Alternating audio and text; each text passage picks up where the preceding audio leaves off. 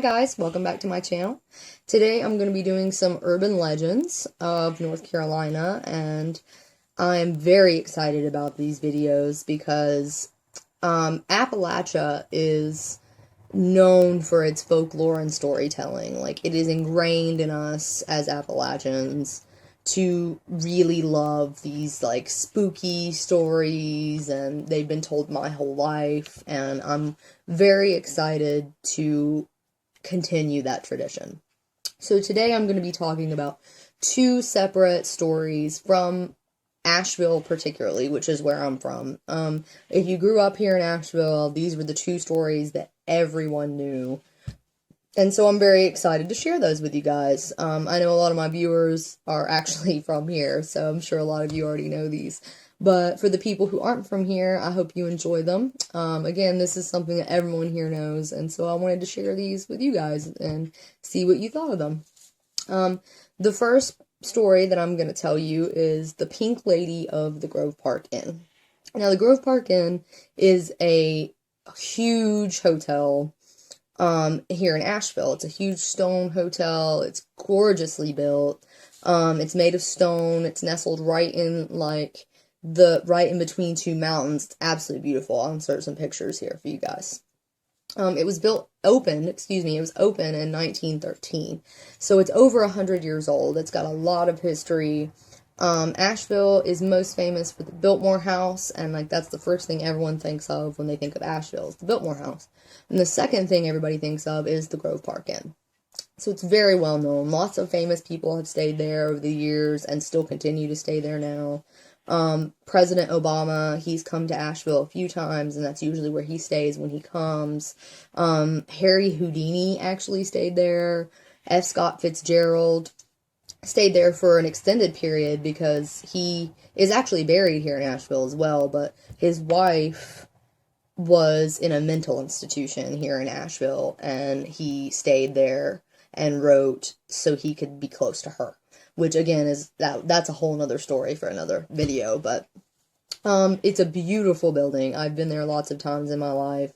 I actually, growing up here, we actually went on field trips to these places because it's a historic building in Asheville. So this is part of Asheville's history. So we actually got to go to the Grove Park and the Biltmore House and did tours of downtown.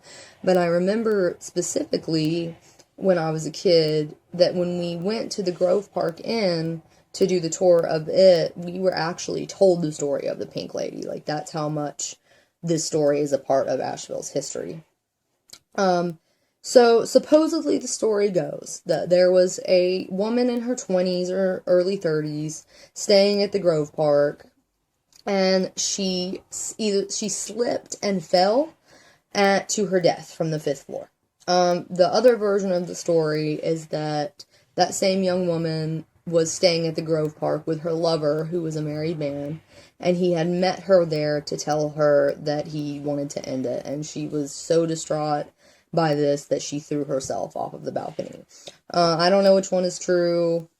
Again, this is just folklore and passed down stories, and maybe even something that the Grove Park has made up themselves to get more business. But lots of people have done paranormal investigations there and stuff and caught lots of really interesting things. So, and again, I've been to the Grove Park plenty of times. It definitely has an interesting vibe. Her favorite room in the hotel is room 545. Supposedly that was the room she was either staying in or the room right outside where she fell from the balcony. So a lot of people who stay in that room particularly say that she tickles their feet, or lights will go on and off, or the air conditioner will just stop working. And a lot of people think it's really hard to book that room because even people in Asheville want to stay in that room and do paranormal investigations, and so it's usually booked all year long. She's called the Pink Lady because she is either seen as a pink mist or a full body apparition of a woman in a pink flowing ball gown. Lots of people have claimed to see her and feel her energy and said that she's a very friendly energy. She's not menacing at all. She, lots of people have reported their children saying they've seen her. She really seems to love children, particularly. She's a very caring spirit. I read a thing online, actually, a story online, and it was a doctor who had stayed at the Grove Park with his children. His children became ill while they were there, and when he left a note for the front desk that said, "I just wanted to thank the young woman in the pink dress for taking such good care of my children. She was very helpful." So apparently these children were being taken care of by the pink lady. I don't know if that's true. That's a story I read online, but it's interesting nonetheless. She's seen all over the Grove Park, not just at room 545. Like, she kind of is said to just kind of roam the halls wherever she wants to go. So you're likely, even if you don't stay there, if you're there, during business hours and you're just walking around enjoying the view, you may see her walking around. That one, I've always loved that one. That's always been one of my favorites. There is a book, actually, that I read a lot when I was a kid. I loved this book. Like, the library is so lucky that they ever got it back, because I always took it out of the library at my school. But it's called Haunted Asheville. I'll put a picture of it here, and I will link. Hopefully I can find it on Amazon, the link where you can buy this book. But it was one of my favorite books, and the Pink Lady story in this book is very well told. So I'll put a link down in the description for you guys if you want to check that book out. And the next story that I'm going to tell you is a little more benevolent than the last one. And it is Helen's Bridge. And again, this is another story that everyone in Asheville knows. Like, everybody knows this story. This one is not one I learned in school, but it's one of those things, like, if you're from here, you know where Helen's Bridge is, what the story is, and it's really sad, kind of, and really interesting, and I actually have a personal experience from Helen's Bridge that I'll share with you guys at the end. So, the bridge was built as a carriageway for Zealandia. I hope that I'm pronouncing that right. I'm probably not. It was an estate that was built in 1909. The man who lived there, who had originally bought the property, built the estate and the carriageway, and unfortunately only lived there for maybe 2 more years. And then he passed away from natural causes. And then another man, let's see, Philip S. Henry was his name, was who bought it. And he was an art collector and a very eccentric man. He bought it and had lots of people come there for art exhibits and things. Like, it was a very stapled home in Asheville around the time that the Grove Park was built, actually, around like 1920s, 1910s. So, the story goes that Helen was a young woman. Actually, she was in like her mid 40s, like, or early 40s. She was a mother of an only child. It was just her and her daughter, and she didn't live at the estate, but she lived within the area. Like, she lived close to the area.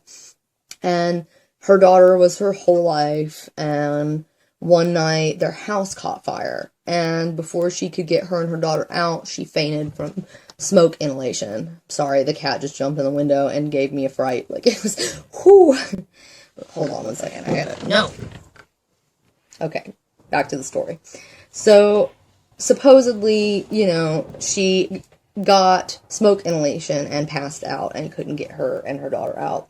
Well, the people in the neighborhood, my cat is like,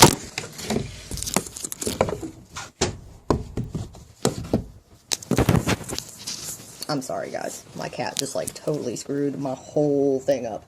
Anyway, excuse that. So, she couldn't get her daughter out, is my point. And the people around the town came and dragged them both out, and unfortunately her daughter died in the fire from smoke inhalation as well, and she lived. And so her daughter was her whole life, like her entire world, and she was completely heartbroken. And she mourned for a few days, and she just couldn't take the grief anymore, so she decided to hang herself from Helen's Bridge. Of course, it wasn't called that then, but that's what it's notorious for now. So she hung herself on the bridge. So the story, you know, supposedly goes that if you go up to Helen's Bridge and say her name 3 times, you say Helen, Helen, Helen, she will appear. Some people report seeing a full body apparition of her. Some say they've seen lots of orbs, like very prominent orbs. Some people say they see her as a mist, like a foggy mist that appears out of nowhere, and some people don't see her at all.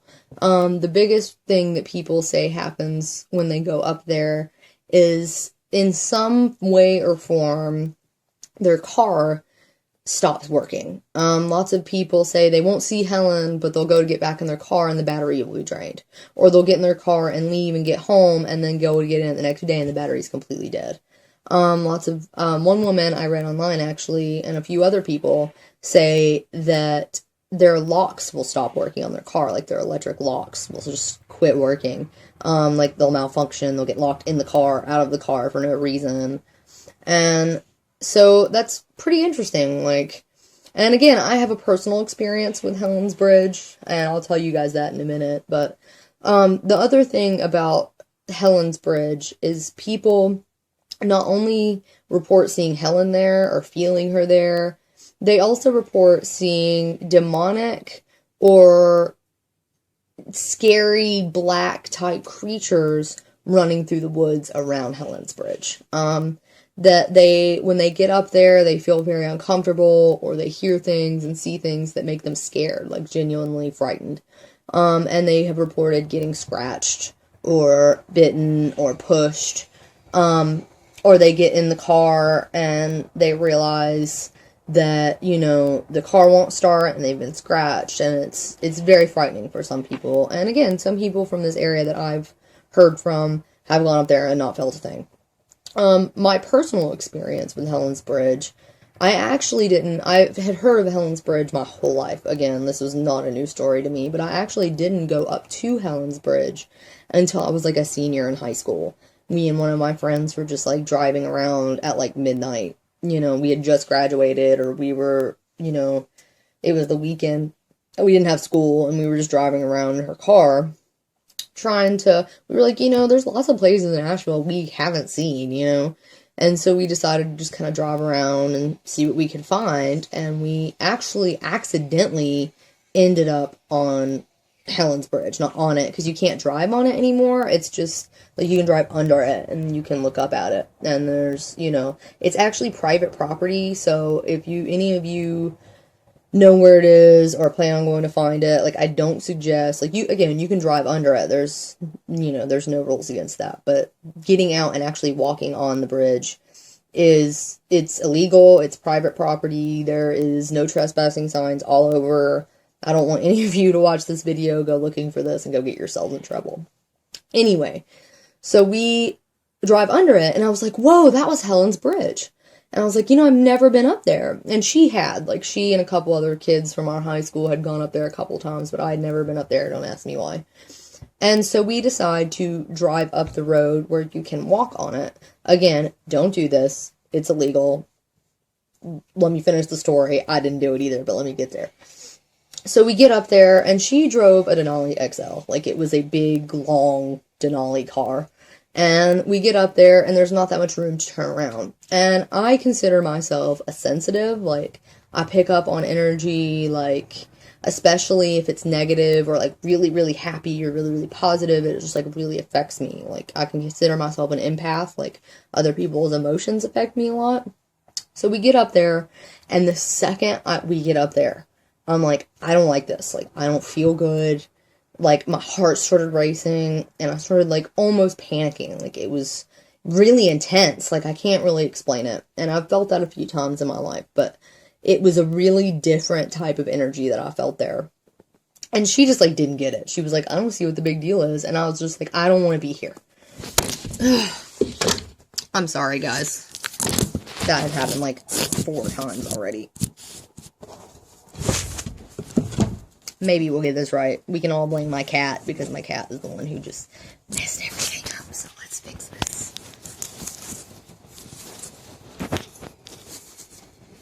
Maybe? Okay. Sorry about that. So, anyway, on with the story.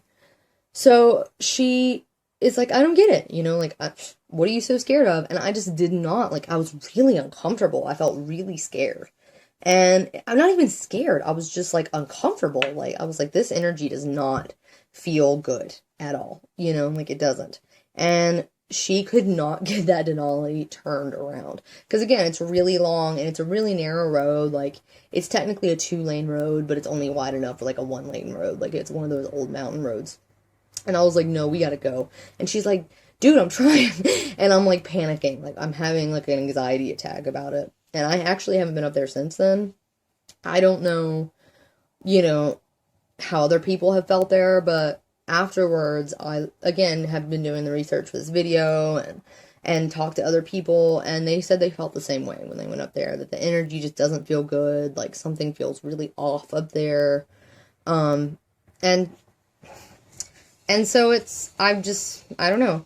I might do like a vlog, and take you guys up there with me one day during the day. Like, I would probably go up there during the day, but never again at nighttime. But maybe me and my husband can go up there and just kind of like show you guys what it's like and what it looks like and stuff, and kind of like get a live feel of how I feel when I'm there. But yeah, those were the two biggest stories here in Asheville that, again, everybody knows. And there's actually a lot more. The story about F. Scott Fitzgerald's wife, lots of stuff. The Brown Mountain Lights, I would love to tell you guys about those. And that's about it. So if you guys like this video, don't forget to give it a thumbs up and subscribe to my channel for more of these stories, because I plan on doing this as a whole series again. And I also have my vlogs that I do about my anxiety. And I also have my personal paranormal stories and my personal ghost stories and like my experience with spirits, that you guys can check out. So don't forget to subscribe to my channel for more videos like this. I hope you guys like this video. If you guys have any ghost stories from your hometowns, I would love to hear them. Like, I love folklore, I love urban legends. So if you guys have stories from your small town, put them in the comments down below. I'd love to hear from you guys. I'd love to read them. So let me know. Like, maybe I'll feature them in one of my videos one day. Who knows? Thank you guys for watching, and hopefully I'm going to try and post at least 2 videos a week. So I will probably see you guys again either on Friday or Saturday. So you guys have a great week, and I'll see you next time. Bye.